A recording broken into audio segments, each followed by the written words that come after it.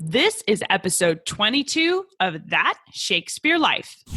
Hello, I'm Ben Crystal, actor, author, and explorer of original practices in Shakespeare. And another great method for studying the history of William Shakespeare includes listening to this. It's That Shakespeare Life with my friend Cassidy Cash.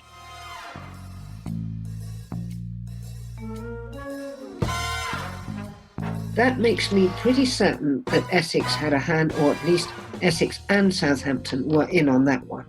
Because in all the rest of Shakespeare's plays, the way to do good regime change is through invasion. And all his invasions are positive. Now, that's remarkable at a time when England was armed against invasion, and there were constant invasion scares. And yet Shakespeare fearlessly is pro-invasion. Welcome to That Shakespeare Life with Cassidy Cash. Cassidy believes that if you desire to successfully learn or perform Shakespeare's plays, then understanding the real life and history of William Shakespeare himself is a must. That Shakespeare Life is the podcast that helps you go beyond the curtain of some of Shakespeare's most iconic works and explore the world of early modern England as Shakespeare would have lived it, learning from the writers, historians, and performers who know it best. And now, here's Cassidy. Many British historians will recognize the Essex Rebellion as a famous event, but less well known is the almost pivotal role in that uprising that was played by William Shakespeare. Robert Devereux was the second Earl of Essex and was, in addition to being the Queen's favorite, also one of Shakespeare's most notable patrons. After a ghastly display of disrespect to the Queen in public, along with many grievances Essex felt towards Elizabeth I, he found himself appointed Lord Lieutenant of Ireland, which marked the beginning of what would become the famous Essex Rebellion of 1601. As a patron of Shakespeare, although our guest today will share with you that might not actually be historically accurate, he was a friend of Shakespeare's other definitely famous patron, Henry Wriothesley, who was the Earl of Southampton. Now, Essex and Southampton used the theater, and Shakespeare in particular, as a weapon in his quest against the government, and to help us explore what life was like for William Shakespeare during this time, as well as how the bard managed to escape his own execution for his involvement in the rebellion, our guest today is Lady Clare Asquith, the Countess of Oxford, and author of Shakespeare and the Resistance, which is her latest book that came out in August of this year. Her book explores the life of Robert Devereux and his journey from the Queen's favorite to executed traitor. She joins us today to be our guide as we take a look at the Essex Rebellion and its role in the life of William Shakespeare. Claire, welcome to the show. Hello. I'm very happy to be here, Cassidy. Thank you. Was Devereux's entire time as the Earl of Essex this tumultuous time, or did that tension develop later? Well, this image of Essex as Elizabeth's wild horse, the tumultuous, temperamental playboy, was an image I had, I must say, right up through reading the works that led to my first book. And it kind of put me off Essex. And the more I read about Shakespeare backing Essex, endorsing Essex as a military leader, the more reluctant I became to address the whole subject of Essex, because would Shakespeare have backed a loser politically? Would he have chosen to back such a guy? And we are fortunate now in that we're living at a time when there is a big reassessment of Essex's character going on. There is a great American scholar, Paul Hammer, who has written the first half of a revisionist study of Essex, and the second half, I think, is due out next year. And I'm going to recommend that book to your listeners at the end of this. And it turns out that Essex was very different. And he was the kind of man Shakespeare would not simply endorse, but would personally admire. And I'm going to take a little time, if that's okay by you, just to give the new picture of Essex's character. He was never actually called her wild horse by Elizabeth. That is all part of the black legend of Essex, put together by the people who won the history and wrote the history about Essex, won the political battle at the end of Elizabeth's reign. So they wrote up Essex as somebody very different from the man Shakespeare knew. There are two personal comments on him which are almost the same, and they're 30 years apart. One of them is someone who met him in 1596 when he was 31. And this was just at the height of his political career when he'd just won at this great victory over the Spanish at Cadiz. And they described him as right, modest, courteous, and humane. Right, modest, courteous, and humane. Which is not at all the impression we get of him normally. Certainly not. And just exactly at the moment when, in fact, he was supposed to be raging around because Elizabeth was not rewarding him correctly. Let's go back to when he was just 11 years old. And somebody went down to meet the new Earl of Essex. His father had just died, and took word back to the court that he was almost the same: comely, beautiful, courteous, modest, and disposed more to hear than to answer. It's a consistent view. They both use the words courteous, modest, and disposed more to hear than to answer is kind of humane. So the elements of Essex that now stand out, according to the Essex scholars, are that he was a scholar first and foremost. He was an academic, and he would have preferred to have stayed at Cambridge than to leave and to have a political public career. He was fluent in Latin and French by the time he was 9. He went to Trinity College, Cambridge at 10. He was MA aged 14. And his contemporaries all regarded him as a scholar. He annotated Tacitus. He wrote letters on how to do research. He was the scholar's scholar. And he patronized more scholars than anyone else. There were more dedications to him of literary works than to the Queen. So there was that. Then this man, more disposed to hear than to listen, he was a true Democrat. He was a Democrat politically, but also while he was the ward of court, when his father died, of course, he became a ward of the Crown and a ward of Lord Burleigh. He didn't spend much time in Cecil House in London. Instead, he was allowed to travel all over England to live on his estates. His stepfather, the Earl of Leicester, who was a very sophisticated favourite of the Queen, took charge of him. And he lived among his servants, tenants, friends, particularly in Wales, and got to know ordinary people then. He, of course, was a great soldier, and I think that's always known, but he's been criticised for being a kind of impulsive exhibitionist soldier seeking glory in the cannon's mouth. And his extravagant gestures, like at Lisbon, where he first made his mark as a soldier, he hurls a spear into the gates of Lisbon. It's a kind of extravagant gesture. He throws his hat into the sea to say, let's land. He won't wear armour if his other soldiers haven't got armour, and so on. Well, I sent all this to a soldier I know, and I said, what do you think of all this? And he said, well, this is the kind of technique we teach at Sandhurst and presumably West Point. It is leadership, and it's great leadership. And that's why his soldiers loved him. He knew how to establish charisma, establish morale among his troops, and put his soldiers before himself, like Henry V. So he was a soldier. And more surprisingly, he was a statesman. He became a privy councillor. And again, Paul Hammer points out that he was an exemplary privy councillor. He attended all his meetings. He was very hardworking. He had a genius for administration. He also became what we now call Foreign Secretary. Foreign affairs were left to him by Lord Burleigh, apart from Ireland. And he made warm contacts with all the great figures of the day. Henry IV, James VI, Tyrone of Ireland were all friends of his. To meet this man was to fall for him, it seems.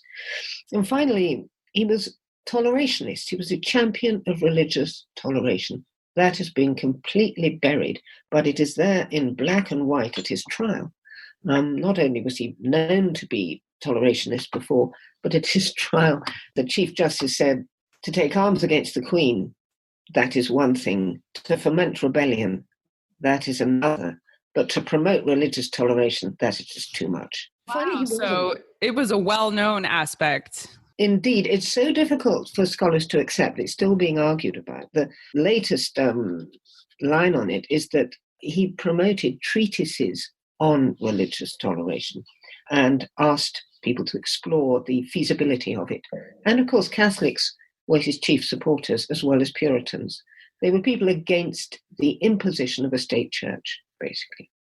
Definitely when I read about him, because I did do research into the Earl of Essex to try and provide an intelligent conversation today. But while deferring to you as the expert, because your book is excellently done. But I do want to ask about, there's at least the legend of him actually being rather rash and not necessarily modest and humane in at least a couple of moments. If they weren't hallmarks of his personality, he is known to history as having drawn his sword on Queen Elizabeth and to have gotten on her bad side with at least a few decisions that developed around 1599 when he was appointed Lord Lieutenant of Ireland. There's the impression that that was something of an apology on his part to Elizabeth to try and restore his relationship with her. There's so much in what you ask there. You're right. The one criticism his followers had of him is that he would not play the game. He was a man not made for court, and he did not conceal his feelings. He couldn't. He was incapable of deceit. He was incorruptible, but also too frank, too open for his own good. But the moment you describe, which I think we'll come on to, was when what you describe as this moment of terrible behavior at court, which was in 1598. So it is true. It's true. All that's true. The backstory to that is that he by now has many followers, tremendous support. He is the popular choice at court. Everybody would rather be on Essex's side than Cecil's. He's the popular choice in the country. He's called the friend of the common people. But he has a huge drawback, and that is that he's cut out from the inner circle. He is unable to promote any of his followers. He asks for a job for, say, Francis Bacon. It's not given. This happens again and again and again. And the Cecil's father and son, William and Robert, have a grip on the levers of power that Essex cannot get rid of. And this leads to an increase of frustration on his part, including he was not good at being governed by a woman. And he often said that the vacillating, indecisive side of Elizabeth wrecked many military campaigns and made working in all his positions extremely difficult. So that's the backstory. Now, this moment in 1598, when the Privy Council are gathered, is they begin to discuss who is the best person to be Lord Lieutenant of Ireland. Now, Essex proposes George Carew, and the Cecils propose William Knowles. William Knowles, Essex wants to keep in the Privy Council. That's his one ally. They say that Essex's choice for the Lord Lieutenant is a way of getting rid of a Cecil man. So he's getting him out of the way. But actually, when you look at that man's background, he's ideal. He is the ideal choice. He's got tremendous experience in Ireland, and Essex has made a good choice. But the Queen, what does she do? She goes, chuck. And Essex is so offended by her reaction that he turns his back on her. And she tells him, she says something like, "Oh, go hang." And he turns his back, and she does something that she has never done to any other man that I can see. She hits him. Now, in public, in public, in front of everybody, she hits him. Now, this episode is relayed by William Camden, who is a pro-Cecil, pro-Elizabeth historian. And we don't know how much of it is true. We don't know whether Camden is right, but apparently his instinctive reaction when he's hit as a soldier is his hand goes to his sword. Now, Elizabeth never did this to anyone else. She frequently hit her ladies-in-waiting. In fact, one of them had a broken finger, another had a stab mark in her hand where Elizabeth stabbed her when she handed the plate to her, and Elizabeth was in a temper. So she was used to hitting women, but not men. And at that point, he flipped, and he walked out shouting. He swore a great oath that he neither could nor would not have borne it, even at the hands of Henry VIII. And then someone, Francis Egerton, writes to him and says, "Look, please, can you just make it up with the Queen? Okay, it's bad, but, don't just..." And he writes this wonderful letter. In fact, he's so pleased with it because he's a very good writer that he publishes the letter. And it is a great letter because it's not just about the Queen hitting him. It's about tyranny. And this is the great debate of the day, particularly when monarchs all over Europe are enforcing religious choices on their subjects, nowhere more than England, where the religious choice was something made up by the crown. It wasn't Lutheranism, it wasn't Catholicism, it was a hodgepodge. which no one in their right minds could accept. He expands his reply to, should I accept being hit by the Queen, to a question on tyranny, and this great sort of tirade ends up, cannot princes err? Cannot subjects receive wrong? Is an earthly power or authority infinite? Pardon me, my good Lord, I can never subscribe to such principles. And he never apologized to the Queen. In fact, the Queen made it up with Essex for what she did at that point. But you were going to say something about the imposition of religion, perhaps? Well, I think I had a question about the play, Henry V, when you were talking about the climate in England at this time and the popular support that Essex had. And it's been suggested that as Devereux was a supporter of Shakespeare, that Shakespeare actually wrote Henry V in part to capitalize on the popular support that Devereux had and to support him as he was headed off to Ireland. Does Henry V reflect this political climate of England at this time? What we have of Henry V is very interesting. We've got a quarto published in 1600, which is very different from what you've got in your collected Shakespeare, because it doesn't have the choruses. It's cut the speech about Henry's claim to the throne of France. It cuts the moment when Henry moves among his soldiers at night, a little touch of Harry and the Knight, and says, to be a king is not to have divine right, it's to understand your men. All those Essex-like aspects are cut. And so you have a very, obviously cut, a very truncated, messed about version of Henry V that goes into print in 1600, which of course is after Essex has, or just before Essex is arrested, after the rebellion. So all that, and yet we know that the Henry V that was performed before, while Essex was in Ireland, did have those bits in, because one of the choruses, as you know, refers to Essex in Ireland. And it says, imagine Henry V returning from Agincourt. Imagine how wonderful it would be. Imagine the streets lined with people cheering. It would be just like the high loving likelihood were now the general of our greatest emperors, as in good time he may, from Ireland coming, bringing rebellion broached on his sword. Now that dates it to the summer of 1599, but it's not in the quarto of 1600. Shakespeare was past master at keeping his feet politically.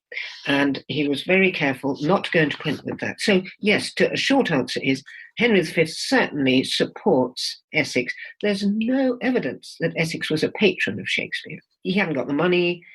There is no direct link between Essex and Shakespeare, but Shakespeare scholars see Shakespeare's plays endorsing Essex. The only patron Shakespeare ever addressed was Essex's number 2, Southampton.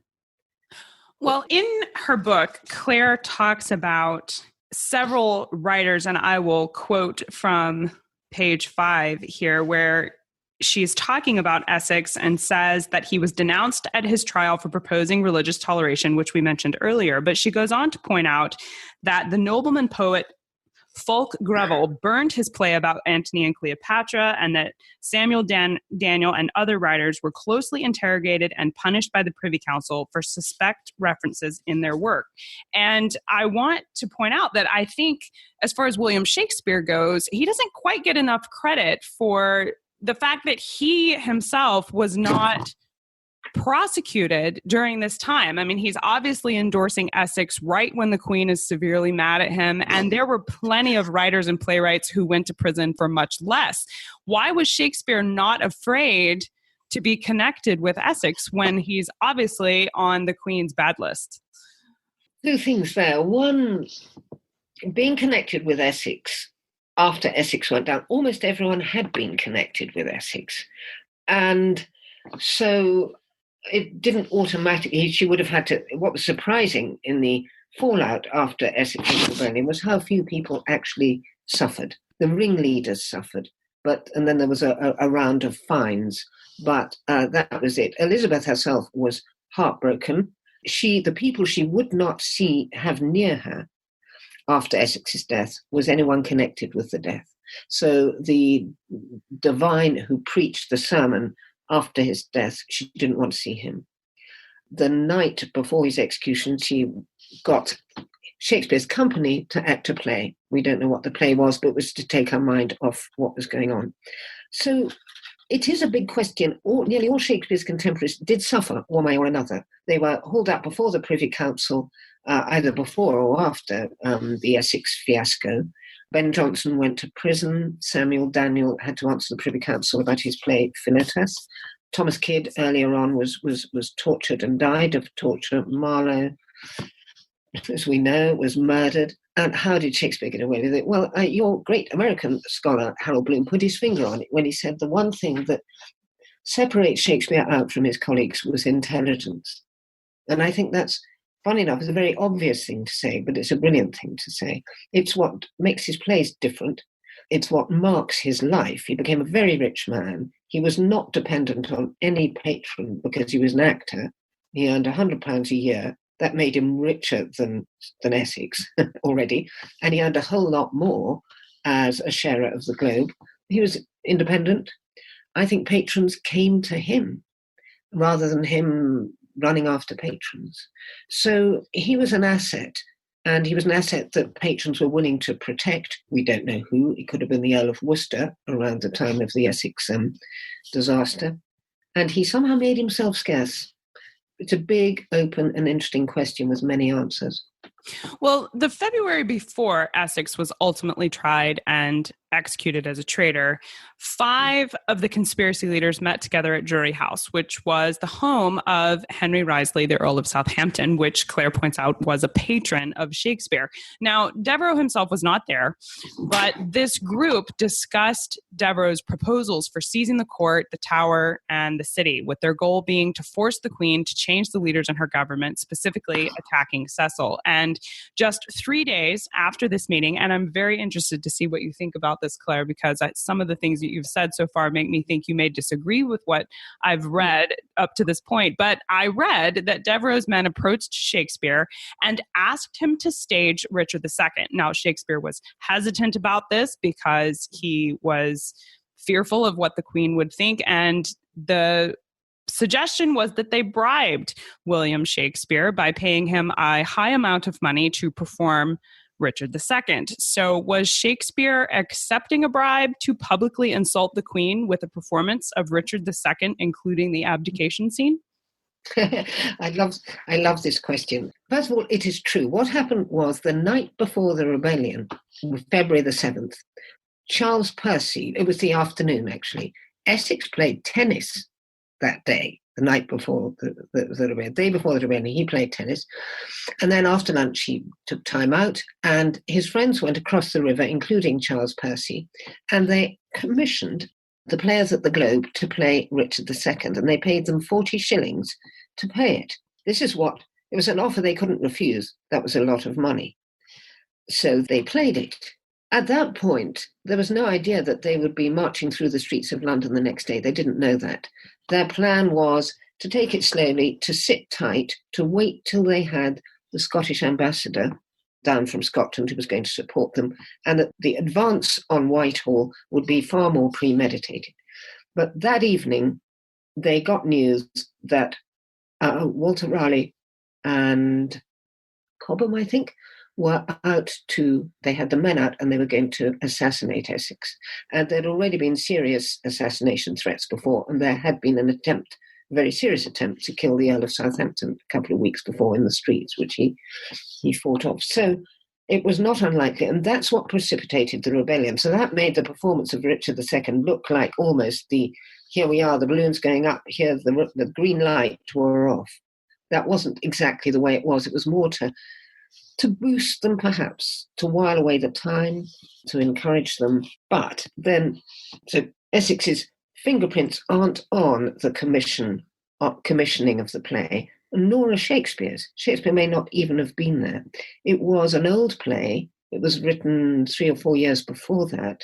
It was a revival of an old play. And when Augustine Phillips, who was the treasurer of Shakespeare's company, was hauled up before the Privy Council about this, and they said, what is this? You acted Richard II, which we know is about the deposition of a king, the night before the rebellion. What have you got to say for yourself? So Augustine Fitzgerald went, well, we're only poor players. We need those 40 shillings. So we took it, and we thought it was an old play, and so it didn't really matter. The fact that it was an old play lets Shakespeare off, because somebody else, John Hayward, wrote a much more recent account of the life of Richard II, which was cited after the rebellion and got Hayward into the Tower, and he never came out.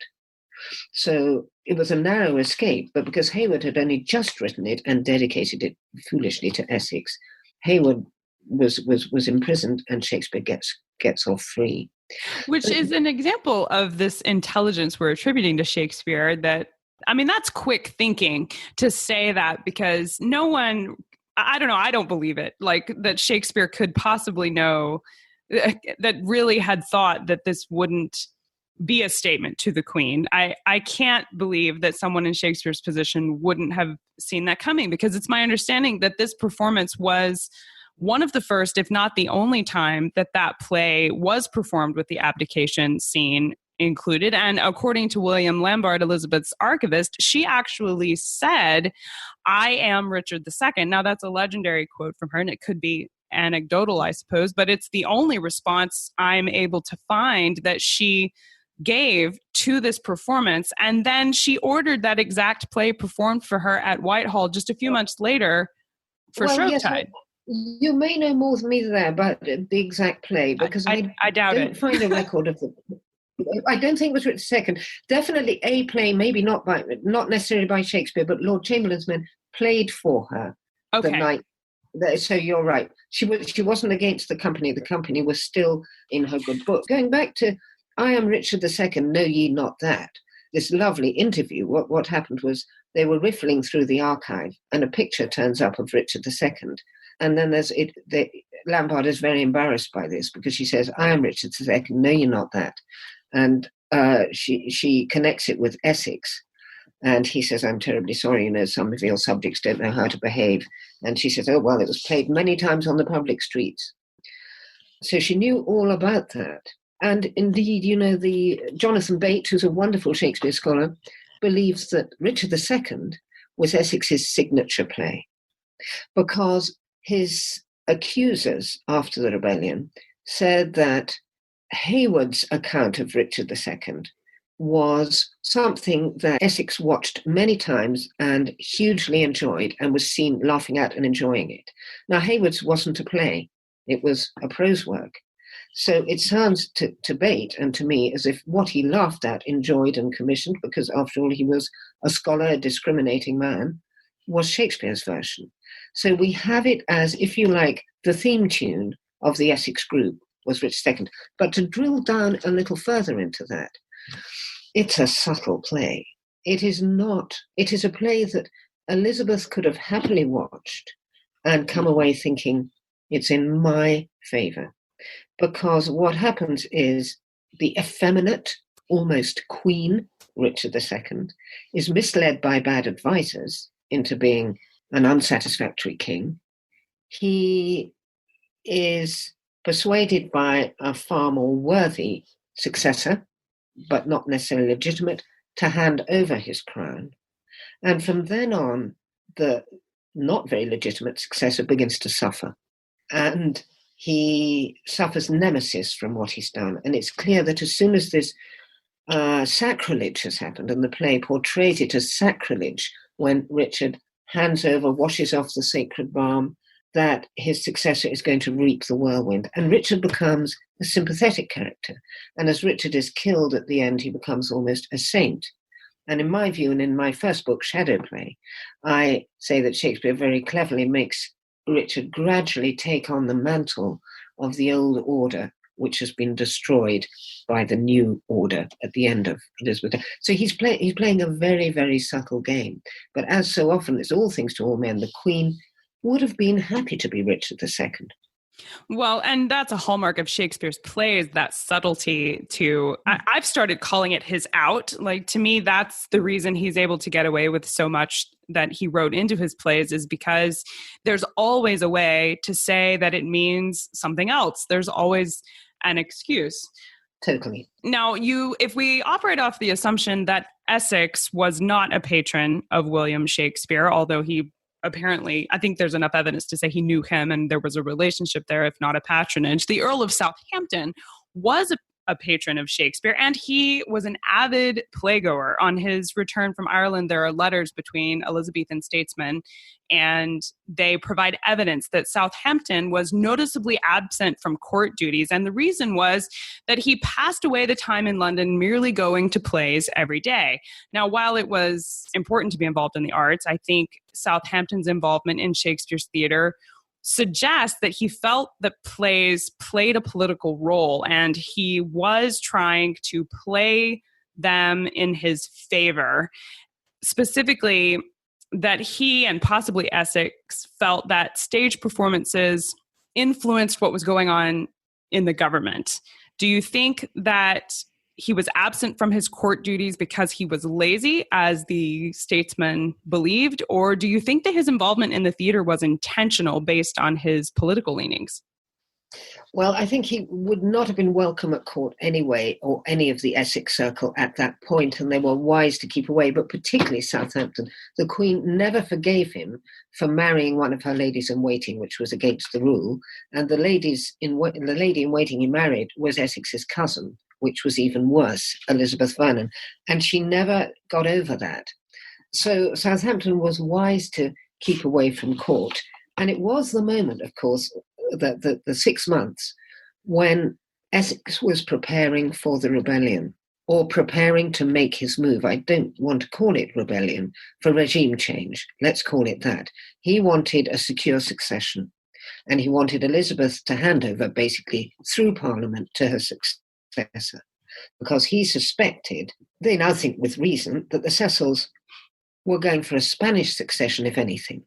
They couldn't afford to accept James, partly because James was dealing with Essex, and James could not talk to the Cecils, or at least by now it's just Robert Cecil, because he blames them for the death of his mother. He knows that they've been interfering and supporting the opposition in Scotland against him. It's one of Elizabeth's policies, to destabilise Scotland and keep James weak. Well, James knows this, so he's not going to talk to Elizabeth's men, who he blames for it.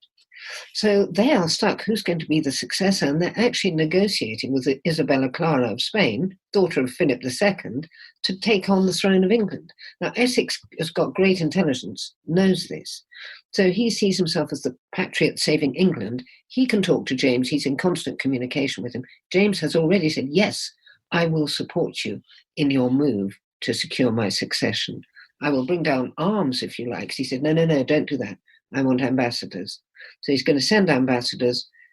They and a big bunch of Essex supporters will march on Whitehall, and they will they will detain Cecil faction, the Privy Council, and they will ask the Queen to call Parliament and secure the succession. So that is what is being planned in Essex House and Drury House, and Southampton going to plays every day during the 6 months leading up to this event may well be Essex's usual thing, which is popularising his message. And he certainly did it through the stage, if you go by the works of Shakespeare and his contemporaries, nearly all of whom support Essex's line. Even people like Christopher Marlowe, who apparently are peddling the government line, in the end, he does a double game. So is this why, well, for one thing, I guess I'm curious as to, did all of this lead up to being the reason James was able to take the throne just 2 years later in 1603 after Elizabeth died? But another question I think I have more pressing is that Southampton was involved in trying to, overthrow the Queen and trying to upset the government. And James I is so, at least he has a reputation for being so paranoid. I was very surprised to read that after Essex was beheaded, 2 years later, when James I comes to the throne, the Earl of Southampton was released from the Tower. And I was wondering why James I wasn't more threatened by Southampton, but it sounds like it's because he was supporting him all this time. Exactly. If you think of the Essex Manifesto, it was number one from 1589, when Essex was only 20. Mm-hmm. He picked up the phone and contacted James I, so to speak. James VI of Scotland. The Elizabethan phone, yes. The Elizabethan phone. And he said, I am weary of an old woman. I am weary of Venus, and I want you in charge. Anyway, this was intercepted, luckily, by Lord Burleigh, who said, steady on, don't do this. We're going to support you, Essex, against Walter Raleigh. We don't want you doing anything like this. So he didn't. But 4 years later, he did, when he was Privy Councillor. He resumed communication.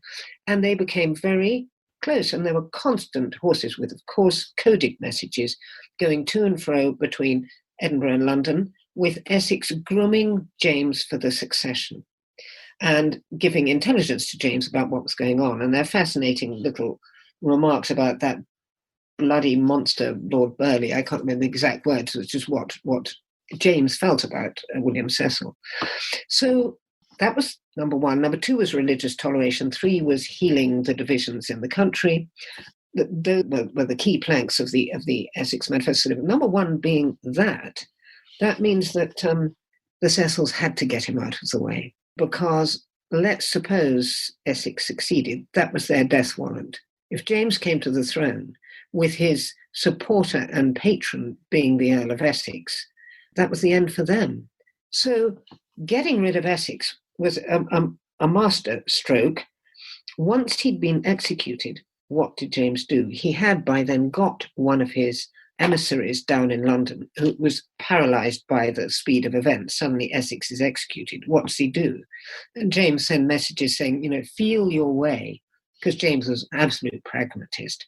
And bit by bit, he and Robert Cecil very awkwardly pick up the threads, because Robert Cecil has, in the last few months, been aware of this communication going on, has managed to, of course, pick up and break the code.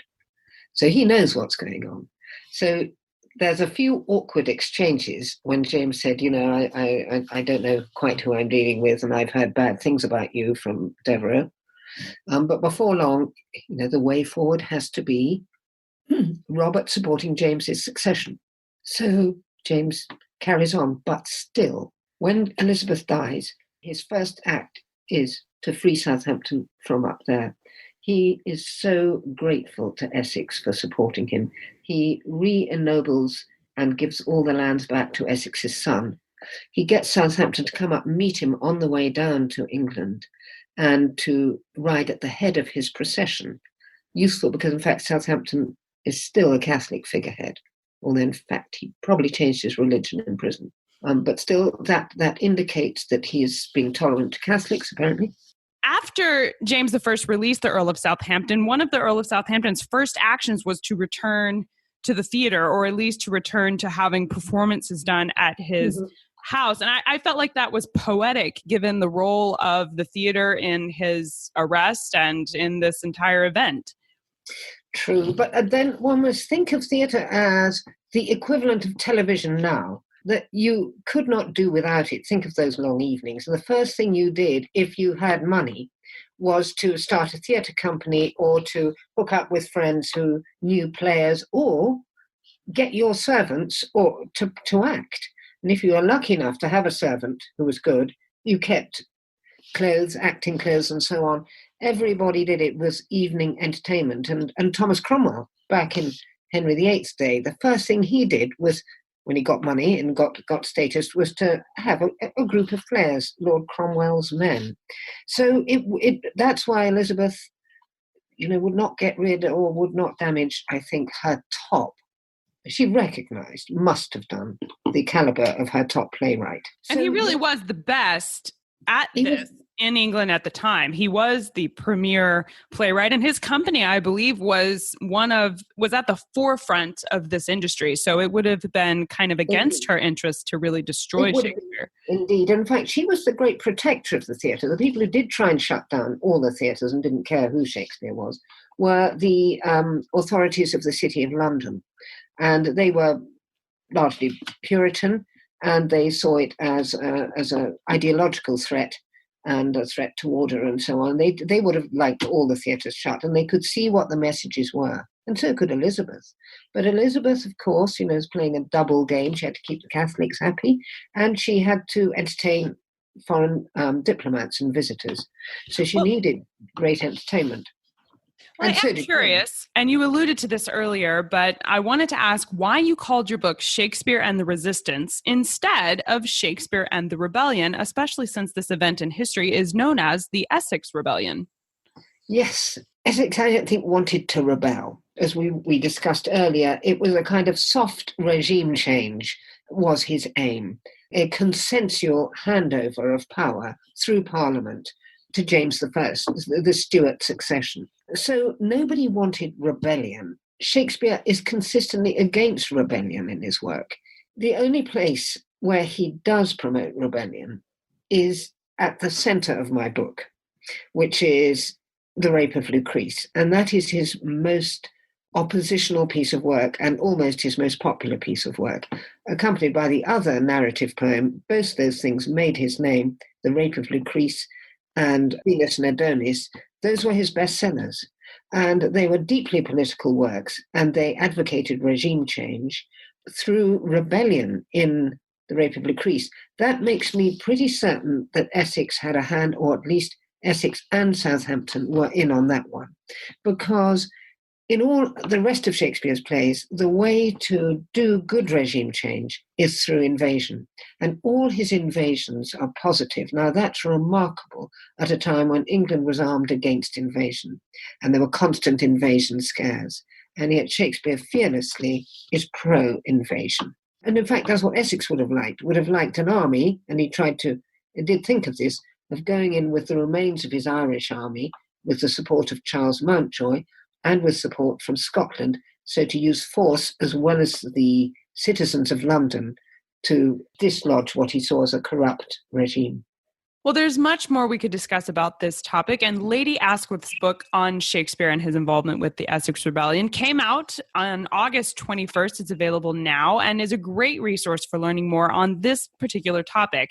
And I'll provide a link to that in today's show notes. But in addition to your book, Claire, what other books or resources would you recommend that we consider when we want to learn more about Shakespeare and his involvement in the Essex Rebellion? Well, yes, certainly. There's the indispensable scholar is someone called Paul Hammer, and his book is The Polarization of Elizabethan Politics. But if you look out next year, there should be a great deal of publicity about the long-awaited second half of this book, which is the second half of Essex's life. This only takes you up to 96, I think, the first one. The scholar just ahead of him, much, much younger, is called Alex Gadgda, G-A-J-D-A, and she writes something called The Earl of Essex and Late Elizabethan Culture. A wonderful scholar, really fascinating. My book is chiefly about the narrative poems, because I think the moment that Shakespeare really went into the reasons for supporting Essex is not because he was a great soldier and a very nice guy, it was because of the cause. And Shakespeare explores the cause more deeply than anyone else in his narrative poems. So I would read the narrative poems, read Rape of Lucrece, I'm afraid I have to say with my book as a handbook, and Venus and Adonis, to get the real story of what made Essex rebel. Jonathan Bate is one of the best to end Soul of the Age, Genius of Shakespeare. I think it's in Soul of the Age. He has a wonderful chapter which on that. Yes, I second that one, definitely. And you're right. Your book is a great handbook to the Rape of Lucrece, which is typically a difficult poem of Shakespeare's to digest. And your book really makes it much more accessible. So definitely that counts as a handbook for sure. Now, I believe that reading and continued learning are essential to success in any field, but particularly when wanting to learn about Shakespeare, which is why we ask each guest who comes to the podcast to recommend their favorite book, or as one guest put it, the 1 to 2 titles you would definitely take with you on a deserted island. And I've been informed that in the UK, this particular book game comes with, you are allowed to have the Bible and the complete works of Shakespeare. So your choice is in addition to those. Desert Island Discs, that's right. It's an iconic program here. I've often thought, listening to that program, what would I choose? And of course, I would, in the context of that program, I would choose a book that reliably always makes me laugh, which would probably be Pride and Prejudice or something. But in this context, if I've got the complete works of Shakespeare, I would like to have the book, which I haven't got because it's too expensive. It's a series. It's I think 12 or maybe 15 volumes. And it's the one, if it wants to have one handbook to Shakespeare, it's Geoffrey Bullock's work, great work on the narrative and dramatic sources of Shakespeare's plays. And it goes through each play, and he just brilliantly assembles and quotes quite a lot of the sources. And if you have that, I would be endlessly happy, because each play you have the anatomy behind it, what Shakespeare brought to the play, how he filleted and anatomized the source and rebuilt it from the skeleton, and how he made the plays. That would make me happy.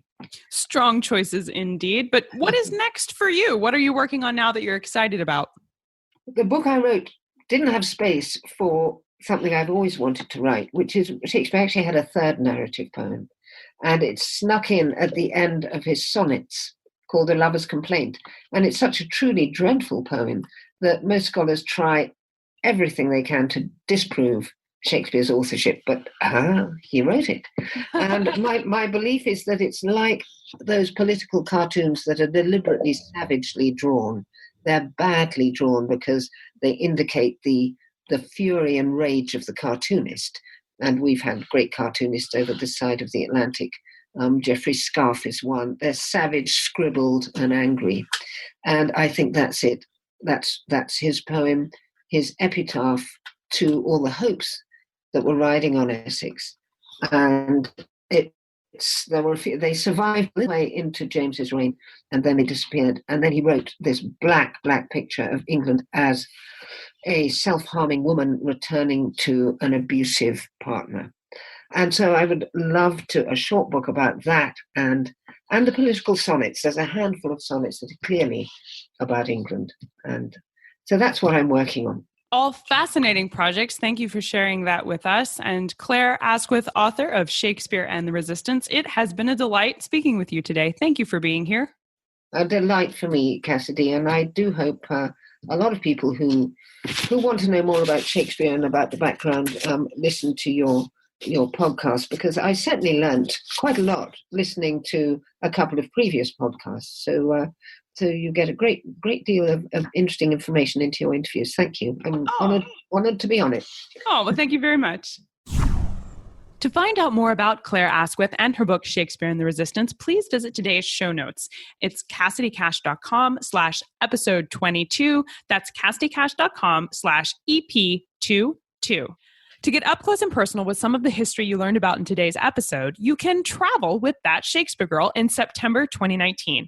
I have partnered with British History Tours to offer the ultimate Shakespeare experience. It's 8 days in London and Stratford, seeing where William Shakespeare worked, lived, and how he built his enduring legacy. We'll see places like the Globe Theatre, and you'll learn all about staging and performance and his life living in London and Stratford.